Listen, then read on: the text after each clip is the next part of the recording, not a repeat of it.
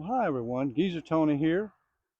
We're out at the Siler City Country Club, this time the back nine, which you haven't seen very much of. I've done the front nine a few times, but today we're going to do the back. And what are we going to do? Well, a couple things different.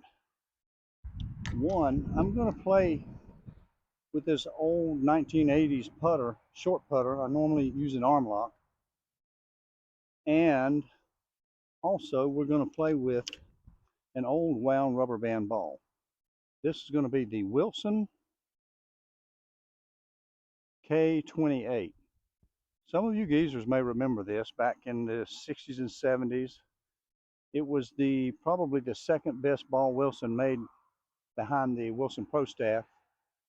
So it's a pretty decent ball, and I've got a dozen of them. So we're going to play 9 holes and hit this ball. And I have no idea how far they go, but I'm going to start out using one club more and seeing if that's enough. I'm hitting the modern clubs, not the old clubs. So let's get started and see how this goes. So we're on number 10. It's a short par 4. It's only about 300 yards. And I'm going to just hit my 3-iron out there and try to leave a wedge to the green. So here we go.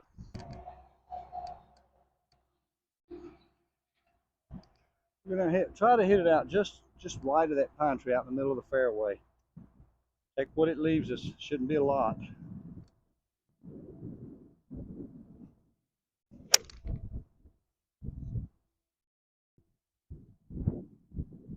Wow. Okay, that was pretty short. I thought it was by the tree and went by the left side of it. We ended up just missing the pine tree here. It must have dragged through some of these limbs because it didn't have enough momentum to get down this hill. So I've got a extremely side hill lie. Almost couldn't park the cart there with the camera on and make it stay. And we've got 75 yards. So I need to be careful not let this go left and hit those limbs, which is going to want to go very left off this line. So what do I do when the ball's way above my feet like this? A lot of people say just choke way up. I don't like to do that. I just stand farther back and swing more normally. And you know, the ball is going to go way left because the face is leaned that way. So we just have to allow for that. Just play it well out to the right. 75-yard shot.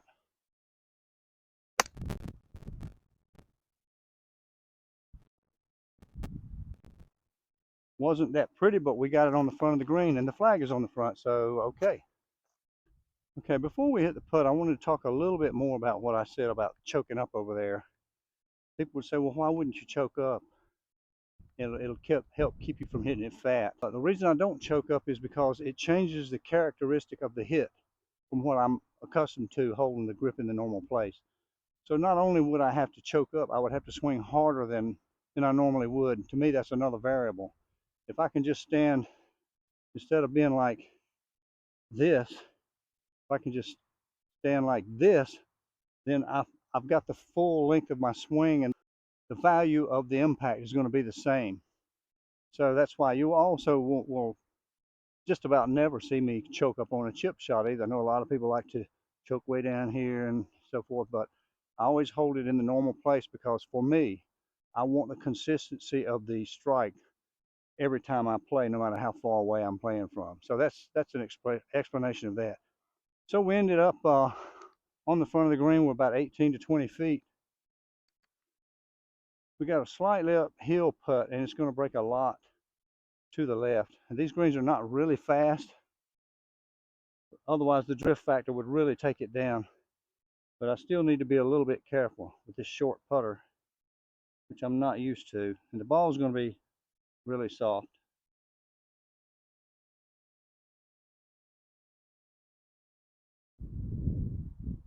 Yeah, it didn't drift down like it would if it was faster, but I'll take that par.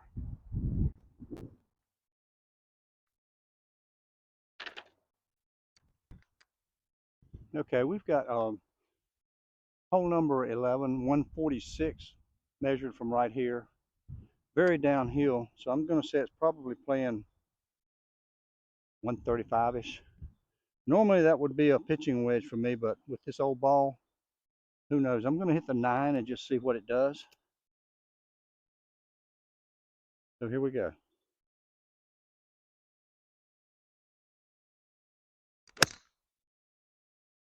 Well, it's at it. I'm not sure if it's there. We'll see when we get there. I can't tell, but it felt just a teeny bit heavy, but not bad. So that 9-iron was pretty good. It didn't even bounce. Here's the ball mark here, so it carried pretty well. So it looks like, at least for the shorter clubs, one club more may do the trick with this ball, which I'm surprised. I thought it would be worse. When I played with my old clubs and old balls, I think they're more highly lofted, and I would have probably been hitting 8-iron here or something. All right, we're going uphill. We'll come a little left. See what we can do with this old standard length putter.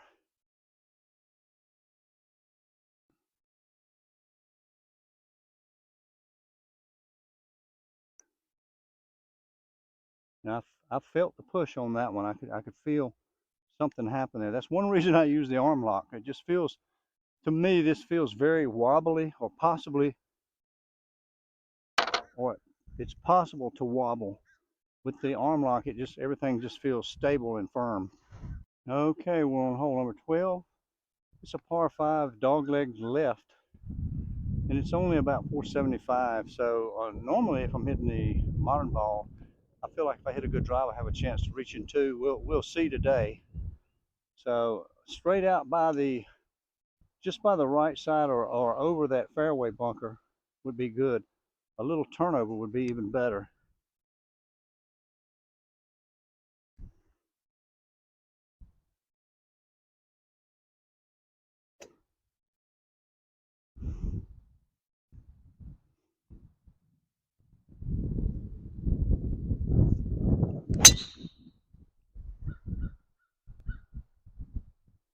Well, that's going to be pretty decent. It hit the back side of the bunker and took off.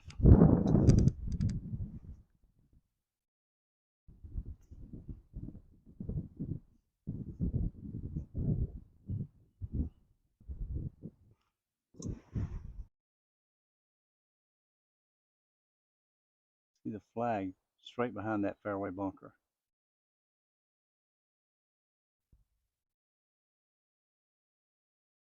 Okay, we're showing 230 yards to the flagstick. Most likely it's in the back too, but I'm trying to calculate how far that drive went.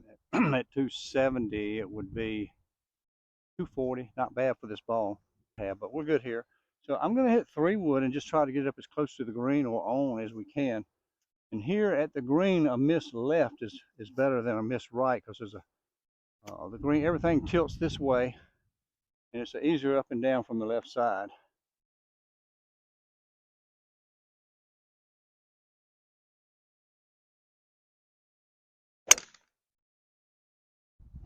That's going to be pretty good, I think. It's not going to get on the green because it'll break left on that ground, but it'll be right beside the green or just short of it. So I'm noticing something else that I remembered from back when we used these balls. They don't want to really get up in the air like they do now. I'm not sure why, but it's a characteristic of the ball. If you go back and look at some old videos in the 50s and 60s of Julius Boros, Ben Hogan, Sam Snead, even Arnold Palmer when he was young, these balls go out and they only go about 20 feet, 30 feet high instead of the 100 like they do now. So we have about a 30-yard pitch left. We are left of the green. It's uphill. The green's leaning this way. So the ball is going to want to bounce left and run left some. So we want to allow for that. I'm going to use the 56. And I want to carry it onto the green. And when I say that, I want to carry it onto the green. And when I say carry it onto the green, I mean a good 5, 6, 10 feet onto the green. So that if you mishit it a little bit or you don't judge it right, you won't just not reach the green if you're trying to get it just on the edge. Always give yourself a good safe margin to carry it on and enough loft to handle that landing spot. So we're going to carry it on a good 10 feet or so, and it's going to run off to the left. See if we can get the speed right. Take your practice swings. They're not just to do it for no reason. It's a rehearsal swing. You're feeling the slope, you're feeling the ground, feeling the club head.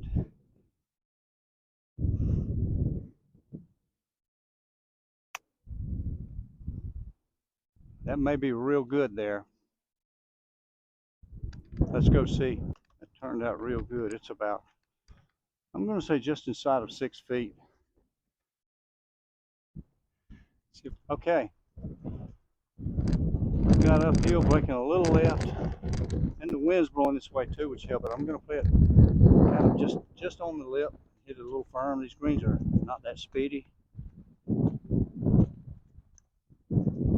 Okay, wow, birdie. Birdie with the old ball. Hey everyone, Geezer Tony here.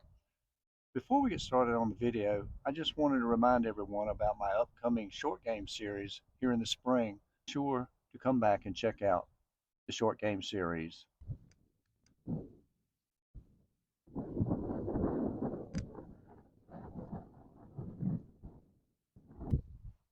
Okay, hole number 13 is a par 4, 375. Straight away, but the hill leans down, so you got to keep your drive kind of toward the right. And I'm all the way over here on the left side of the tee to help do that. We don't even want to go toward the middle of the fairway. We want to stay right because it'll run so hard left, it'll go all the way down the trees. I'm just going to hit a low-teed, smooth driver up the right side.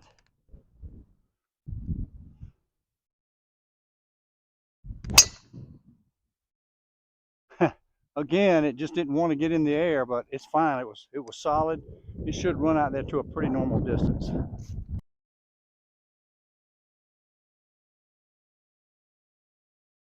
We're left with 162 to a middle pin. Normally that would be an 8-iron, but with this ball not going as far, I'll go back to 7. However, we've got a breeze behind us, so I'm going to go back to 8. So 8 should be good. We just hit a decent shot. Even if it doesn't quite get there, I think there's enough green on the front there that it will be on the green. There's enough green in front of the flag that it would still be on the green. We hit a good shot here. That looks good. Oh yeah, it got there and everything. It's going to run right behind the hole. That could be really close. We'll see when we get there, but from here it looks like it's 3-4 feet behind the hole. So I ended up about 6 feet behind the hole, or thereabouts.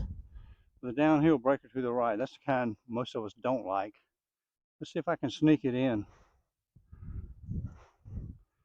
Got to play a good bit of break because it's so downhill and let it get its full amount of breakout. So I'm going to go 3 balls out left. Try to make sure I don't leave it short.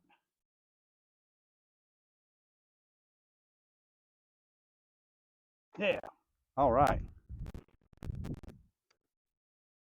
Well, that's 2 birds in a row, and I have a feeling I'm going to need them because I have one more hole downwind, and then we turn around and come back for the last 3 holes into the wind.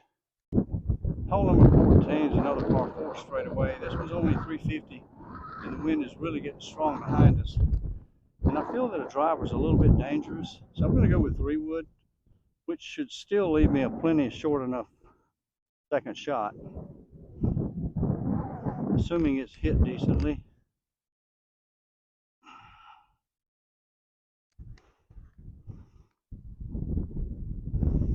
Might be short enough to keep me out of trouble if I reach that bunker, or go toward the bunker, I should say.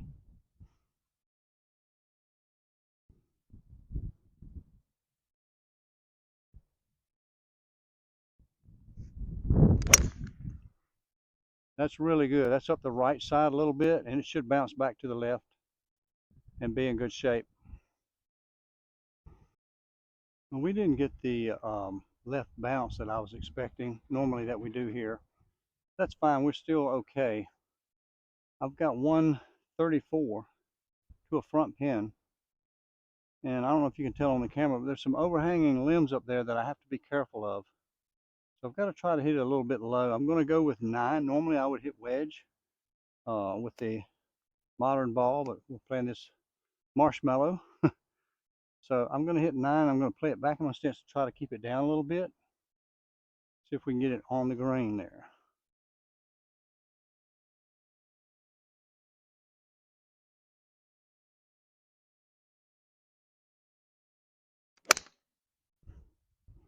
Now jerk that over in the bunker.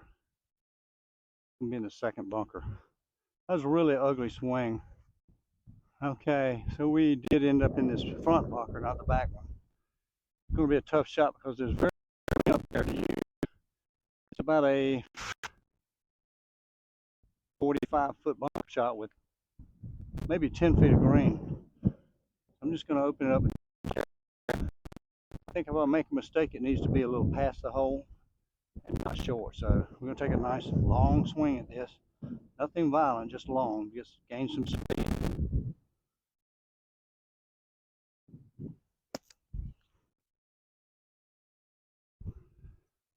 It's a real good speed, but I let it get away to the right. But all in all, I'd give that a B plus. So it's about 8 feet, very uphill. Going to break to the left. And it's tough to match speed to line, especially when this ball is so soft. And this insert on this putter is making it even softer. My arm lock doesn't have an insert. I'm going to try to play this one about 2 balls out to the right of the hole. Try to get the speed right, see if it can save a par.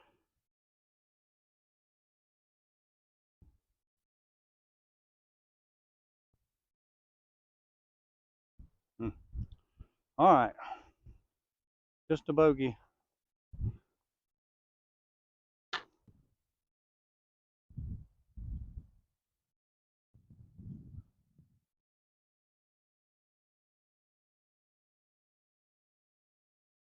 Hole number 15, par 3.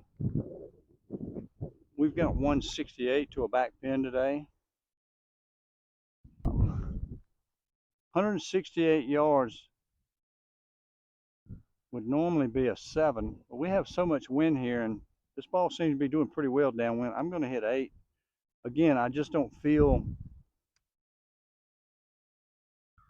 good. I just feel a little weird about hitting a full 7. I'm not sure why, so I'm going to hit this full 8. And if it doesn't get back to the hole and it gets on the green, I'm good to go.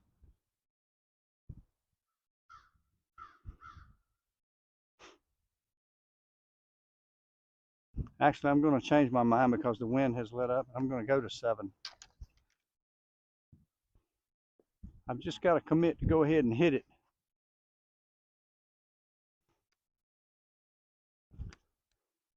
And not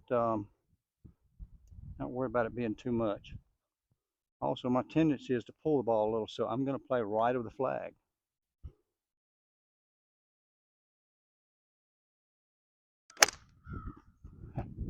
That might turn out to be a pretty good miss. Kick right down the hill and get on the green. Okay, I'm sure I said back at the tee, if it got on the front of the green, I wouldn't complain. So I'm not going to complain. But it is 66 feet up a tier to another level, a lot of break to the left.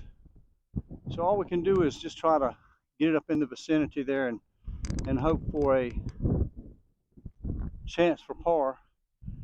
And I tell you, these balls are really feeling like a marshmallow coming off of this putter, especially the longer ones.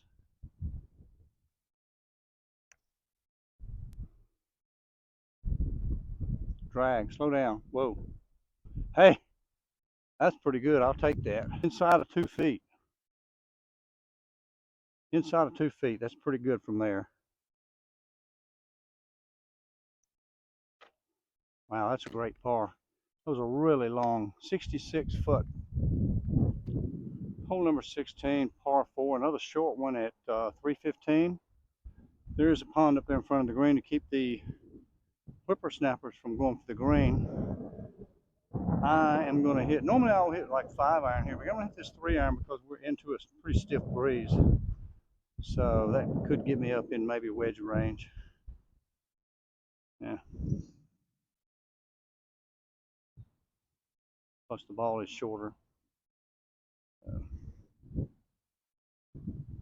To the left, just a little bit of fade.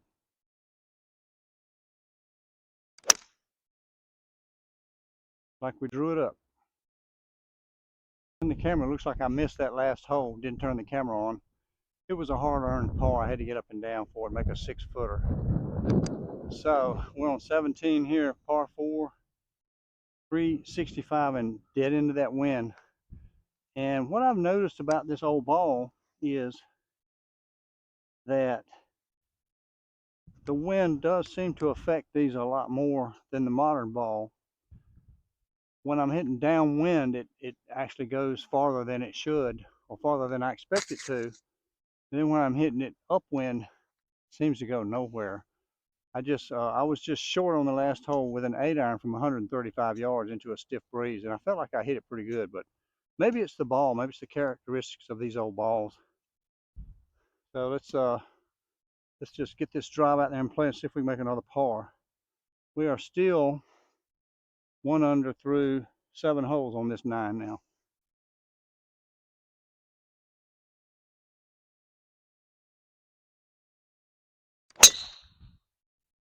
Something wrong with this driver though, it's just too loud.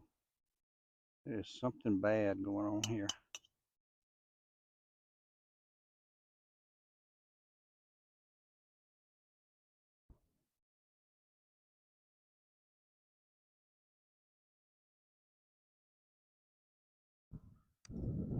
And I just got it.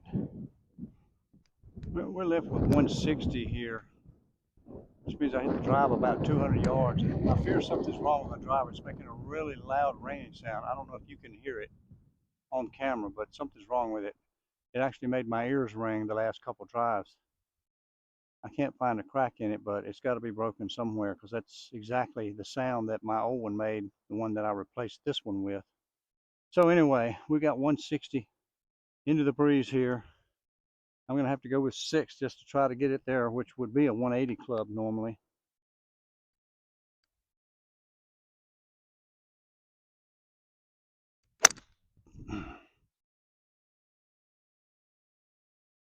Feel the back getting really stiff now. I kind of scuffed that one off to the left, not very pretty at all. Okay, another attempt at par from up and down. Again, I've got about 40 feet. I'm going to say 25 is fringe and 15 is green. I do want to carry it on the green, and I believe there's enough room for it to stop without me opening the face. So I'm going to leave it stock, try to carry it about 10 feet or so onto the green, get it stopped near the hole.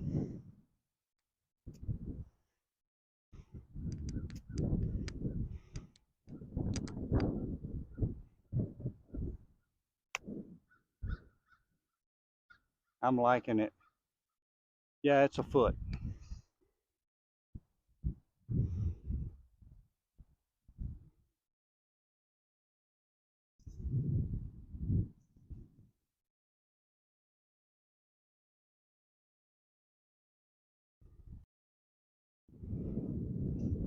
Okay, hole number 18, par 5. 525, which doesn't sound overly long, except that the last third of the hole is really up an incline like this, so it plays more like 575.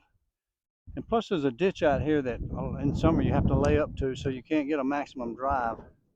I don't think I got to worry about it today with this ball and this likely cracked driver. I want you to pay close attention to the sound here and see if you can pick up this really loud sound it's making.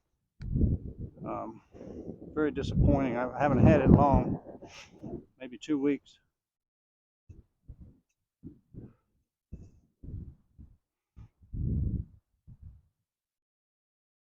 I mean, that sound makes my ears ring as soon as it makes impact. Something's wrong. Wow. I think the ball went a little left too, but the sound was so loud I didn't see where the ball went.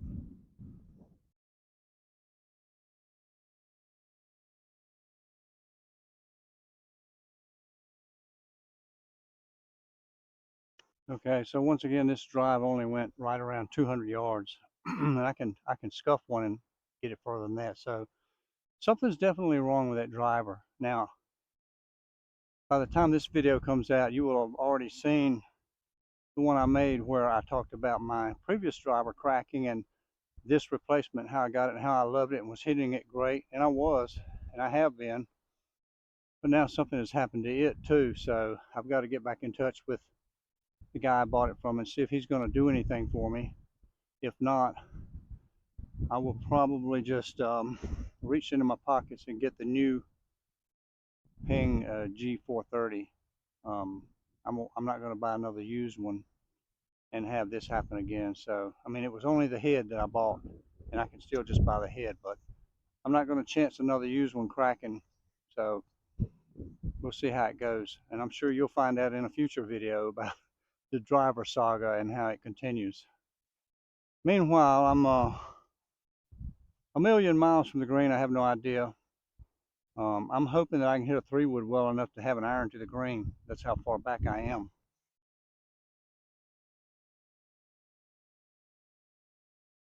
Really stiff. Mostly preoccupied about that driver though. My focus is kind of gone. I would like to make par and finish at 1 under though on this experiment.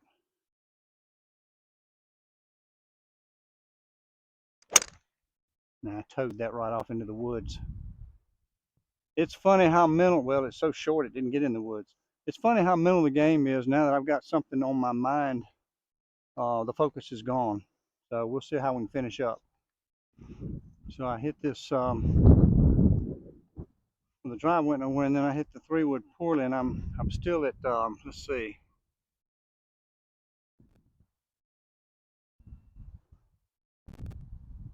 160 uphill against the wind. Might play something like 200 yards. Would be on flat ground with this ball would be a 7. Up the hill 5.5, and the wind. So I think I'm going to hit this 3-iron because I've got to cut it too. So all of that together shortens the shot. So even though I'm only what did I say, 165, it's going to take a 3-iron, I hope, to get there. And to cut it around and try to miss that bunker and maybe get up and down for par.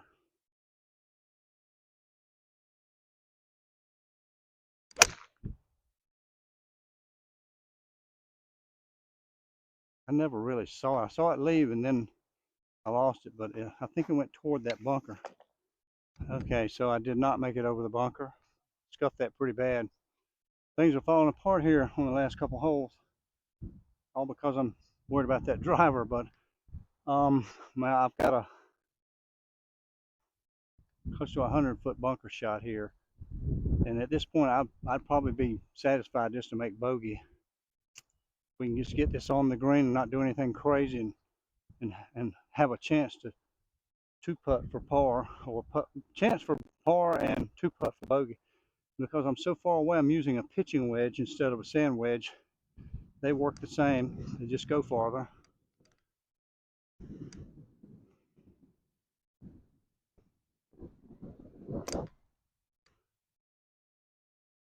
It came out running, and it's pretty decent. It's not close or anything, but there's a possibility I could make that putt. Looks like it's about 15 feet. Okay, so more like 22 feet for par. It's uphill a little bit and relatively straight. All I can do is give it a shot and see what happens, but I really hate bogeying par 5s. So I haven't made anything today, so who knows. Let's see if this can go.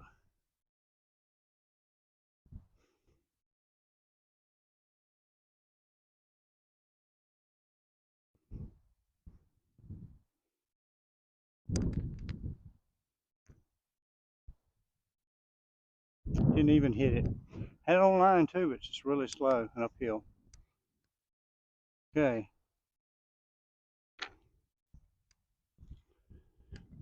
So we ended up even, which is not bad, with this ball in a very windy day. So why do I do this? So, I mean, it's not to show off. It's just to kind of try to show people and myself that golf doesn't have to be that hard, and all these little things that we worry about, or we think about, what club, what ball, all this stuff